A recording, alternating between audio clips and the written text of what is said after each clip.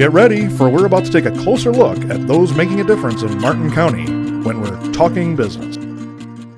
Welcome to Martin County on TV Talking Business. I'm Chris Pierce, Senior Vice President, First Farmers and Merchants, and our guest today is Blake Potoff with the Fairmont Opera House. How are you doing today? Good. Excellent. Well, Blake, what's going on with the Opera House? Got a lot of stuff going on. I bet. We're always very, very busy.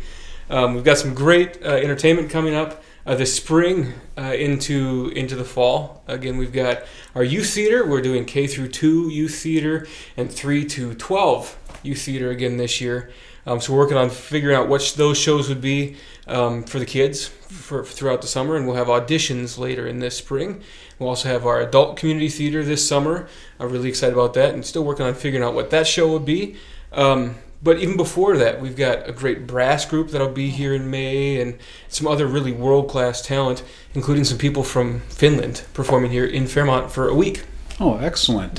You mentioned children's programming. Yeah. That's what we enjoyed the most with our daughter. What programs do you have coming up for children's? Yeah, so the group from Finland will be here, and we'll be there in the community Monday through Friday, that entire week that they're here.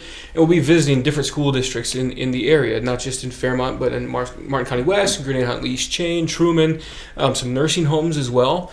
Where we'll have educational experiences for the kids, where they get to learn about Finnish history and Finnish music, and then they'll have performances for the kids as well there during the school day, and then it all culminates with a public performance on the Friday evening. And that's all brought to us by Arts Midwest World Fest. We're the only place in the entire state that gets to have that group here this spring and March. And then we'll have another group in fall of 2023 and another one again in spring and fall of 2024. So really excited about that. And then in April, we have a performance of Junie B. Jones.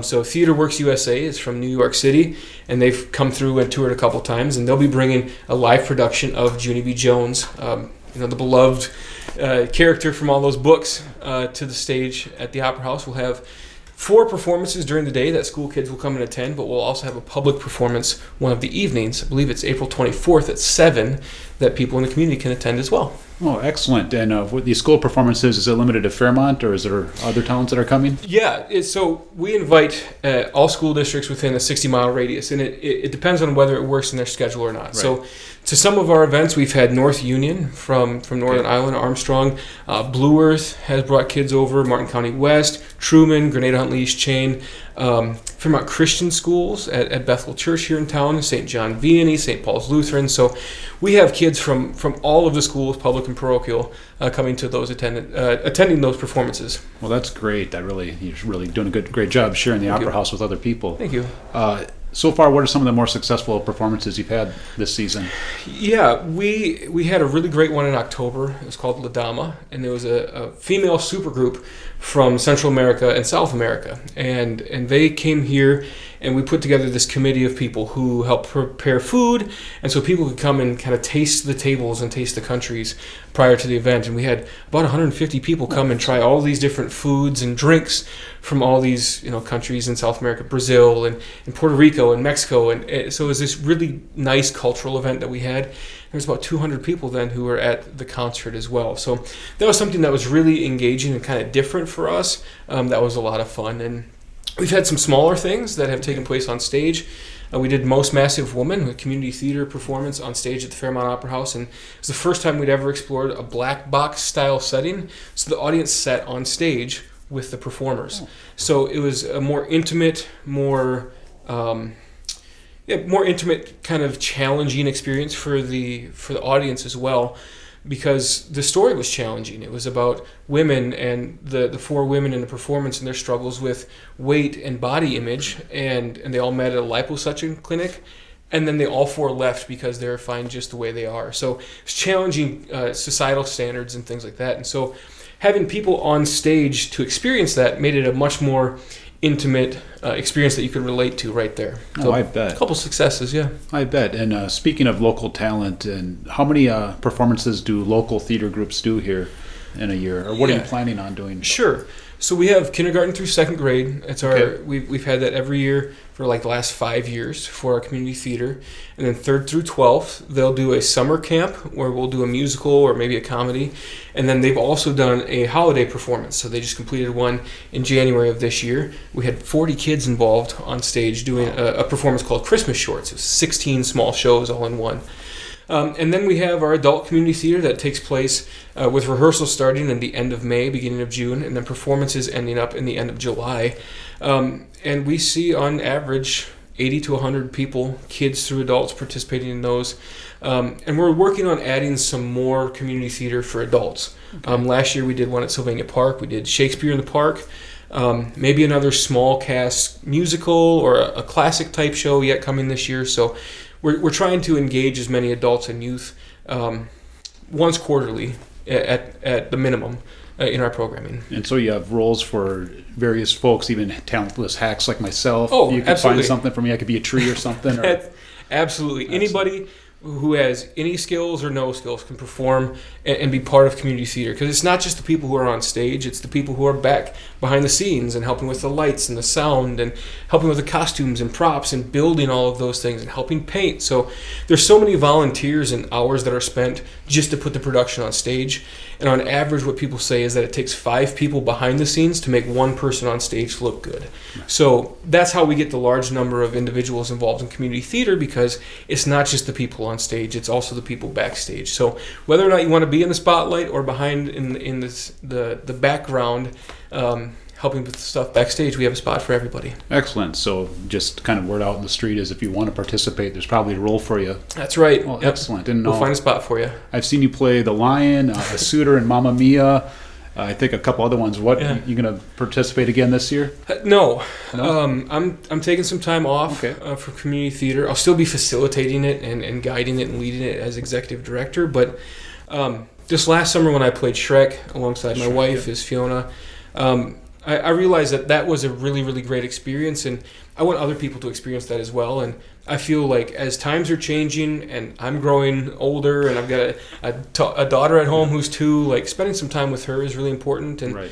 we're going to hit pause for a little bit, and then when she's older, then get back into performing again. But I believe it'll give me a better opportunity to be a better executive director and leader of community theater instead of being constantly worried about performing. Then I Right. could just lead it. We've been doing a great job, and you've Appreciate had something that. for everybody, and Thank you. different ages. There's something for everybody. It's just you've done a great job there. What kind of wish list items would you say for the Opera House? If you were out there looking for grant money or donations, Yeah. or someone out there looking to contribute, is there anything specific the Opera House would be looking for right now? Well, we're very soon going to be looking at some continuing work on the facility. It's been some time since we've worked on the facility and done a full-scale renovation, so there's some things we have to take care of. So be on the lookout for that. There are also plenty of in-kind or gifts that we can look for. If people have costumes or props or old dresses that they have lying around, we have a great costume supply closet, but we can always look to add to that. Other furniture that can be used on the stage. We're kind of selective since our storage is a little difficult, but there are things like that. Anybody can reach out at any time and say, I've got this chair that would be great on stage. Well, just let us know, and then we can take a look at that and see if we can take that and use it in one of our performances. And there's always office supply stuff too. Everything from a box of paper would be helpful. Go to a local establishment and get a box of printer paper. Every little bit helps. It doesn't have to be gigantic, multi-thousand, $10,000 million gifts. Right. Everything starts to add up from little on. So the more that we have the community participating with us and engaging with us and giving to us in even these small increments, it makes a huge difference in the long run. So if you have ideas of something or stuff that you need to clear out from either your house or an estate or something that you're managing and working with, just let us know. Right. Well, make sure you think of that when you're cleaning out your house. And, Yeah. Definitely. We don't want a whole pile of stuff just end up in the front steps Right. there, but at the same time, well, Yeah. very good. Anything else you'd like to discuss coming up, or I know you've covered a few of the things. I think the main thing is just stay tuned to what we have posted online in the newspapers and our website, FairmontOperaHouse.org. That gives you the best idea of what's going on, especially our social media, Facebook and Twitter and Instagram and even TikTok. I haven't danced yet on TikTok, and I hope I'm not going to. But all that social media and those social channels are where you can find out everything that you'd need to know about the Fairmont Opera House. Well, very good. Well, thank you for coming by today, and I'm sure you're sick of pushing the snow like the rest of us. I've seen you push it plenty, so I suppose you could use help with that too some days? Yeah, we can always use help with anything. Well, Blake, it's been great. Thank you for coming on. I'm Chris Pierce, and this is Martin County on TV, Talking Business.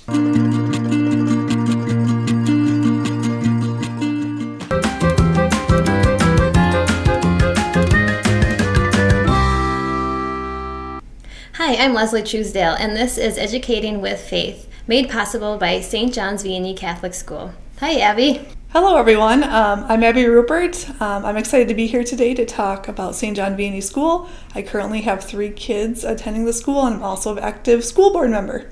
Today we're going to talk a little bit about what SJV offers and what events our school has. Leslie, do you know what SJV stands for? Yeah, the mission for SJV is to provide a quality Catholic education based on the teachings of Jesus Christ. Did you also know that every teacher in SJV has a current Minnesota license? I did not know that. Isn't that pretty awesome? That is pretty nice. Yeah. Since you're not an active Catholic Church member, why did you decide to send your kids to St. John Vianney? You're right. We are not a Catholic family, but it doesn't matter if you are Catholic to be a part of the St. John's Vianney School. And how we became members of St. John's Vianney School is our family. We found ourselves asking a lot of questions on what kind of environment do we want our children learning in? What kind of structure and work ethic do we want our children to be taught?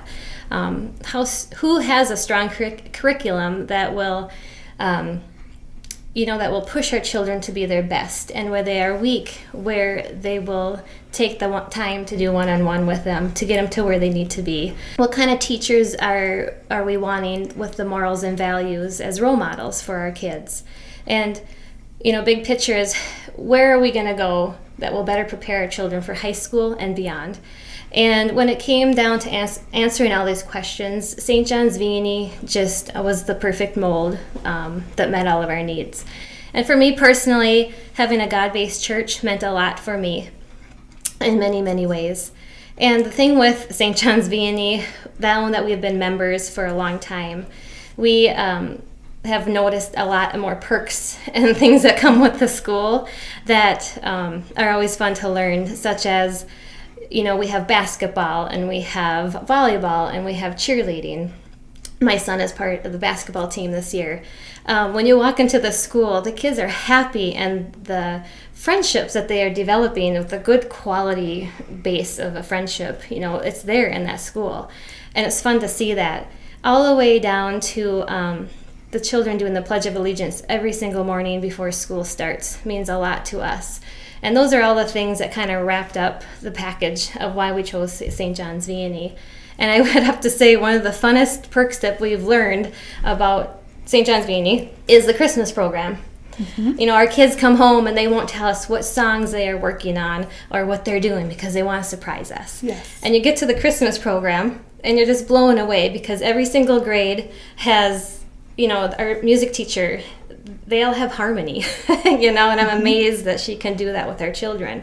And then all of a sudden, they come out with these instruments, musical instruments that we have no idea that they were learning how to play, and they just blow us all away. And I just think that's really neat that our school provides so many different avenues for our children in growth and confidence. Yes. And from what I understand, the music program has some changes coming up. Yeah. SJV understands how important music education is to students. We offer music 3 times a week, which we feel super important for the kids to get their wiggles out, get their sing on. The music teacher does an amazing job of offering different instruments for the kids to learn. So just during our Christmas program, the kids played guitar, the recorder, the drums, the maracas.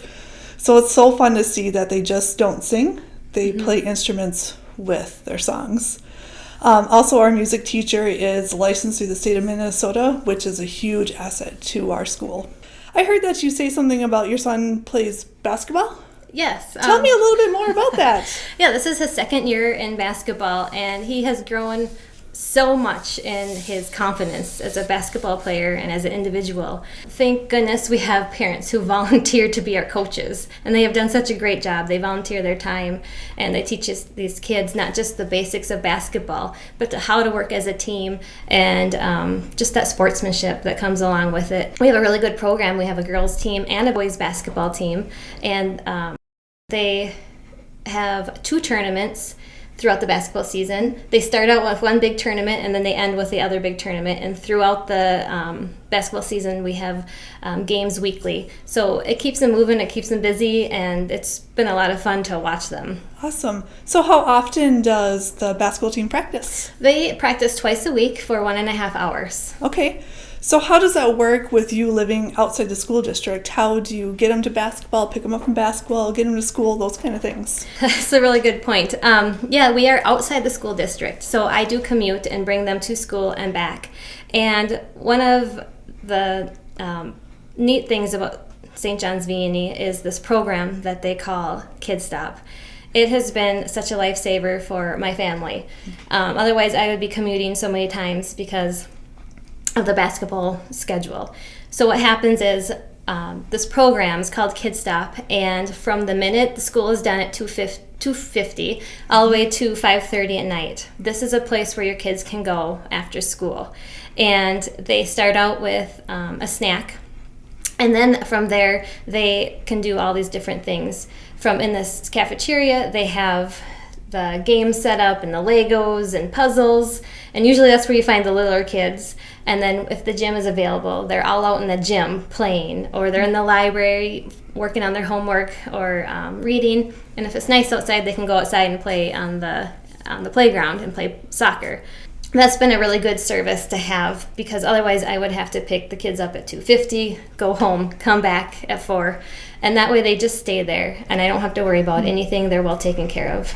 And I know if it works for me with that, it would work great for the parents who work past 3 o'clock. Yes, we definitely take advantage of that as well. Our family does, so it's nice to have that open till 5:30. Leslie, did you hear that all of our classrooms now have smart boards? Oh yes, my kindergartner comes home every day telling me all the great things that they did on their smart board. The smart board is a really neat tool that every teacher has in their classroom, and it gives a very interactive learning environment for these children. Along with all the other technology St. John's Vianney has, they have a huge computer lab full of computers, and they have iPads to help the kids with their AR testing and learning games.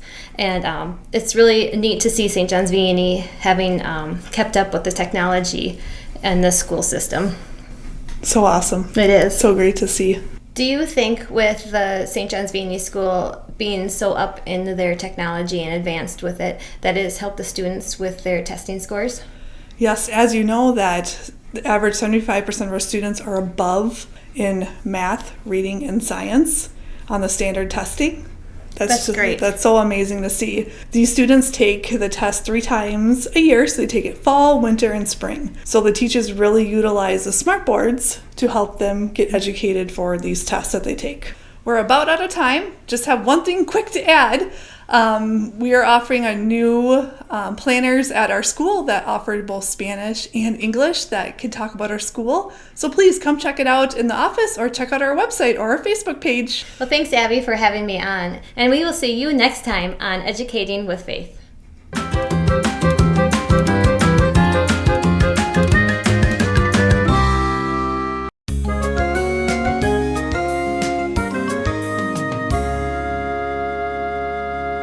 Betty! Hi. What a pleasure seeing you. So glad to have you. It's a pleasure. Now, of course, Betty, I know because I've gone to your business many, many times, and I'm sure a lot of our viewers have. But tell the folks what you and your husband do.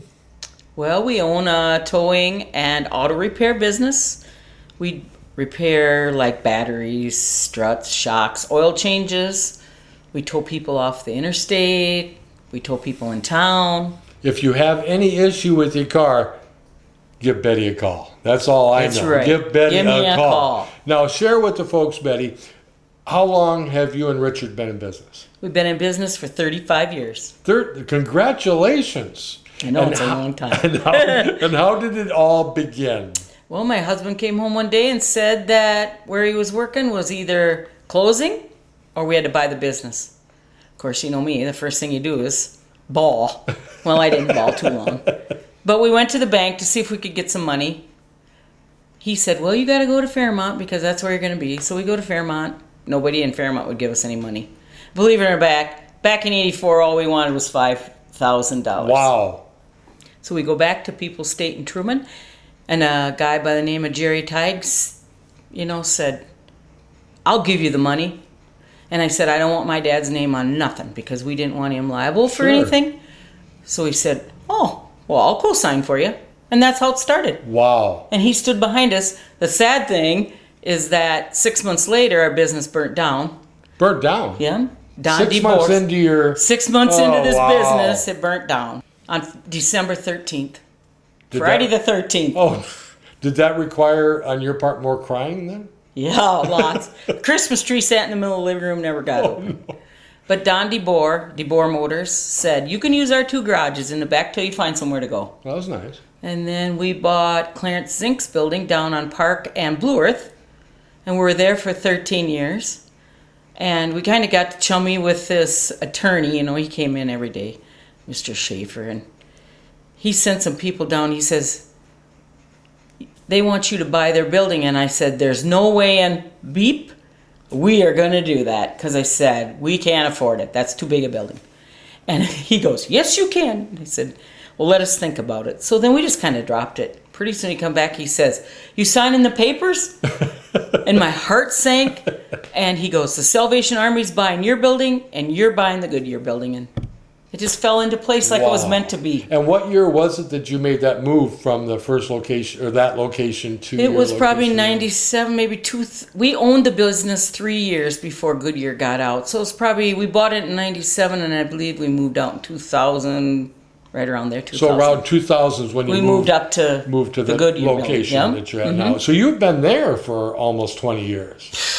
Holy cow, does time pass? We are too old. We are too old. So now, Betty, tell the folks a little bit about, I know your kids and stuff, about your family. I got a son named Dustin who owns Wiederhoff Welding. And I got a daughter named Jessica who helps him as his secretary or right-hand man or whatever you call her. Sure. And they're both doing well. So I remember when they were little. Yep. And you were at the old location. They both stayed with us the whole time. There. They were in playpens. When we burnt down, Dustin's crib and everything was lost in the fire. But we got another one. And when we moved down here, we put, instead of a crib, we had, I don't know what you call them, playpens. And they could nap in there. Dustin napped on the recliner and Jessica slept in the playpen. Well, they were there all the time. That's so cool, right with the family. And talking about the old location, I found some footage of Richard talking about going out picking up cars in the snowbanks and all that kind of stuff. And I have that footage. Would you like to see it? Sure. Let's take a look. Well, that's the sound that we hope to hear coming from our vehicles on those bone-chilling mornings this time of year. I think most of us have gone through the frustration of a vehicle that either would not start for us on those early mornings, or maybe we were left out stranded in the middle of nowhere. Who do we look to for help in those situations? Of course, our local tow truck operators. Richard's Towing and Repair is one operation in the Fairmont who answers those calls of help from us. Richard and Betty Wiederhoff have owned and operated their business for 15 years, not all in the same location, however, according to Richard. Started out at Poppy's in the back part of there and for about a year, and then we went to, used to be the old co-op building on State Street, and was there 6 months, and that burnt down. And then in December, on Friday the 13th was when the fire was. We moved here in January after being out of business for a month. Bought this and been here ever since. Richard and Betty employ mechanics Ron Slater and Don Howard, along with Cade Lear, who is a mechanic and tow truck operator, and Herbie Widmus, who runs the wrecker part-time.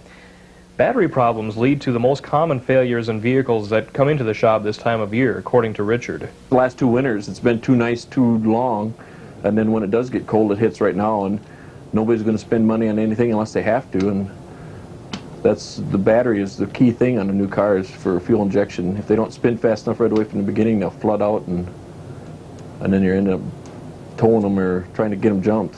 Operating a wrecker can sometimes be a dangerous occupation. Been a couple close calls while I'm out towing in the wintertime. People almost slide into you. Their biggest thing, they got to look at the red lights and gawk at what they're not supposed to be gawking at and run into you. In the summertime, I almost had a lady run into me while I was changing a flat tire on the interstate. Wasn't paying attention, and one time I was sitting alongside the interstate pulling a car out of the ditch, and I had a semi sideswipe me. Other than that, nothing ever been any closer than that. That day I thought I was gone when I seen that semi coming closer and closer.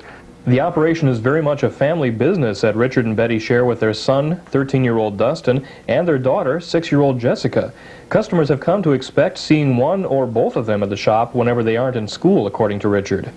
They've been here since the third week, both of them, since the third week of birth. They've been down here running, we're laying in the shop, and you can ask many of our customers that they laid in the playpen in the cribs when they were little, and now they are up and running around and going to school. So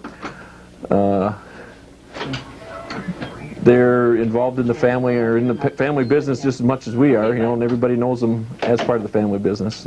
So the next time you're contemplating driving on the open roadways in the next blizzard or in sub-zero wind chill nights, Richard offers this advice. Stay home. Not go out and adventure and see how bad it really is. The best would be to stay home or stay off the road and see what things are like. For Hometown Focus, I'm Jeff Hagan reporting. Now that was awesome. How about that, Richard? I know, he was a handsome man back then. Still is. But I work him to death. He'll tell you that. Well, that was really fun to see. Yeah, it was. And tell Richard that we're going to have him on the show one of these days soon, too. Oh, great. You can. Okay. Now, Betty, share with us a little more detail of what services you offer at your business. Well, on the towing side, we have AAA, which is a roadside, but we do insurance, tows. We either tow them to the dealership, or it's your choice where you want it towed to. We don't tell people, no, you have to come back to us, because we decide that right from the beginning. We want people to make their own choice. Makes sense. And we do like tire repairs. We sell tires, we sell batteries, we do oil changes. When we do oil changes, we vacuum them inside and out, and we wash the windows. We pick up and delivery, and there's no charge. Sure. Pretty much full service. Yeah, I mean, really. There's we not don't much. do major stuff. Like, we don't do engines and transmissions because we don't have any free base to hold anything up. We try to get...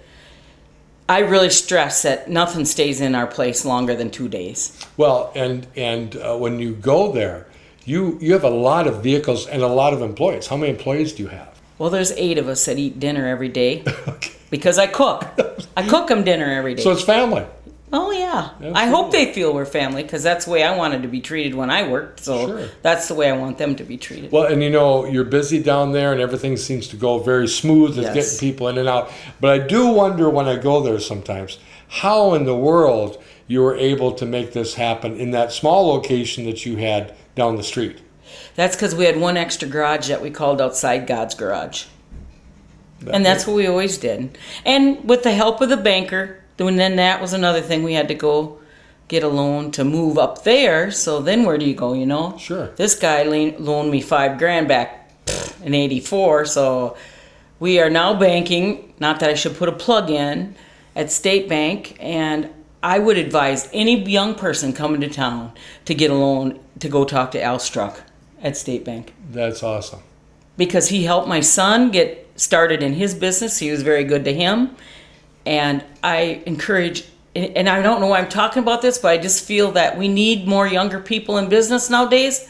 And even if you have a pipe dream, he'll tell you, he'll help you through it, and he'll explain. If it ain't feasible, he'll tell you. Well, and kind of like you were saying, what you want is someone to see the potential and still share with you the truth. And stand behind you. And sometimes you discover, no, this isn't a good idea. Betty, I was going to share with you, too, that you're the 10th business here in town that's been on Martin County on television. And of the 10 businesses that have been on, 9 of them have been in business in this community for 35 years or longer. I think that's pretty cool. Now yours... We're at 35 from the very rock bottom. Nobody... And you and Richard. have been there 35 years. So that's even more impressive. But it's good. But I think then we have more. If somebody comes in, you kind of like get more personal with them. Sure. They're kind of more like family. Absolutely. Oh man, when a grandma leaves us, well, I just cry because I think it's just like a grandma to me because I've picked up of her car and we get to know her family. You know her family. You know the history of her car and their family. That's Absolutely. right. So. Well, Betty, it's been great having you on the show. Nice seeing you as always. Yeah. Thanks for stopping by. And we're going to talk to that Richard. We might get him on here one of these days. Well, good luck.